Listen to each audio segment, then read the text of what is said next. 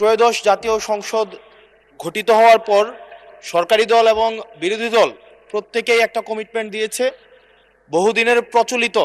যে tax free গাড়ি এবং প্লট আমরা নিব না, এই বিষয়ে আমরা সিদ্ধান্ত নিয়েছি। এবং গতকাল এই বিষয়টিকে সমর্থন জানানো পূর্বক আমি এই সংসদে একটি বক্তব্য প্রদান করি, যেটি আজকে বিভিন্ন মিডিয়াতে এটা একটা বিভ্রান্তি ছড়ানো হয়েছে। আমি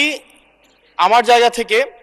যেই ট্যাক্স ফ্রি গাড়ি আমরা নিব না এবং প্লট এই সুবিধাটি যেটা আমরা নিব না, এই সিদ্ধান্ত সমর্থনপূর্বক আমি জানিয়েছি জেলা পরিষদের চেয়ারম্যান, উপজেলা পরিষদের চেয়ারম্যান, পৌর মেয়র, ডিসি, ইউনো, এসিল্যান্ড সহ অন্যান্য সরকারি অফিসার সরকারি কার্য পরিচালনা করার জন্য যেভাবে সরকারি একটি গাড়ি পেয়ে থাকে, ঠিক একই প্রক্রিয়ায় আমাদের যারা সংসদ সদস্য আছে তাদেরকে ঠিক একই প্রক্রিয়া একটি গাড়ি ব্যবহার করা দেয়া যায় কিনা সেটি আমি এই সংসদে আমি জানিয়েছিলাম।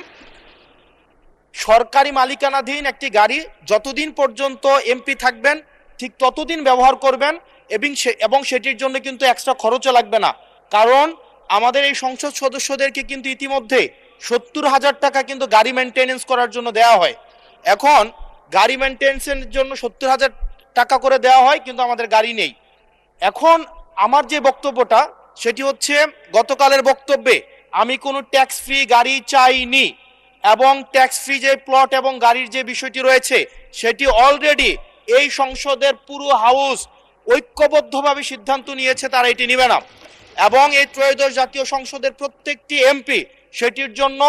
একটি অনন্য নজির স্থাপন করেছে। এটি মিডিয়াতে বিভ্রান্তি সৃষ্টি করেছে, সেটির জন্য এখানে পুনরাবৃত্তি করেছি সকল এমপিদের পক্ষ থেকে যে আমরা ট্যাক্স ফ্রি গাড়ি বা প্লটের সুবিধা না, অন্যান্য যে সরকারি সুবিধা আছে সেটির মতো করে যতদিন এমপি থাকবে ঠিক ততদিন এমপি শেষ, তারপরে হচ্ছে গাড়িটি আবার সরকার ফিরিয়ে নিবে। সেটির জন্য হচ্ছে আজকে এখানে দাঁড়ানো মাননীয় স্পিকার।